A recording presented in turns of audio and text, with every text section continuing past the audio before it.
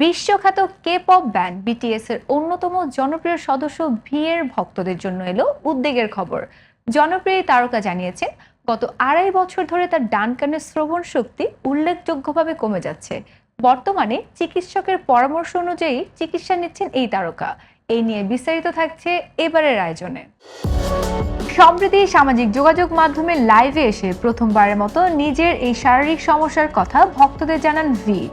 30 বছর বয়সী এই শিল্পী বলেন, বাঁ কানের শ্রবণ ক্ষমতাকে যদি 100% ধরা হয় তাহলে তার ডান কানের শ্রবণ ক্ষমতা বর্তমানে প্রায় 30% মতো।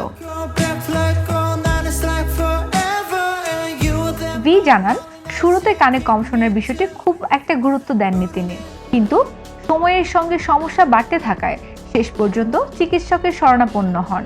বর্তমানে নিয়মিত ওষুধ সেবনের পাশাপাশি হাসপাতালে গিয়ে চিকিৎসা নিচ্ছেন বলেও জানান এই তারকা। 2023 সালে দক্ষিণ কোরিয়ার বাধ্যতামূলক সামরিক সেবায় যোগ দিয়েছিলেন ভি। 2025 সালের জুনে সামরিক দায়িত্ব শেষ করে আবারও সঙ্গীতের কাজে ফেরেন তিনি। তবে তার ভাষ্য অনুযায়ী সামরিক বাহিনীতে থাকার সময় শ্রবণ সংক্রান্ত সমস্যাটি আরও বেড়ে যায়।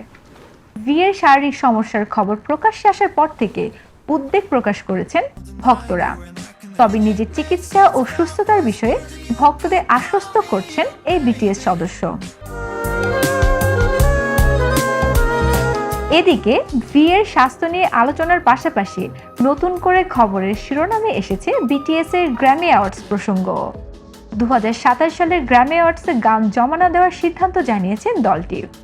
এরপর গ্র্যামি অ্যাওয়ার্ডসের ওয়েবসাইট থেকে বিটিএস এর 2021 সালের জনপ্রিয় গান ডায়নামাইট এবং 2022 সালের বাটারের দুটি সরাসরি পরিবেশনের ভিডিও সরিয়ে নেওয়া হয়েছে বলে খবর প্রকাশিত হয়েছে।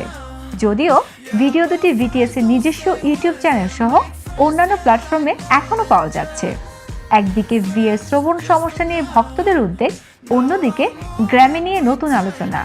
সব মিলিয়ে আবারও আন্তর্জাতিক বিনোদন অঙ্গনের আলোচনায় বিটিএস। ভক্তদের প্রত্যাশা, যথাযথ চিকিৎসা ও বিশ্রামের মাধ্যমে দ্রুত সুস্থ হয়ে আবারও পূর্ণ উদ্যমের সঙ্গীতের মঞ্চে ফিরবেন ভি।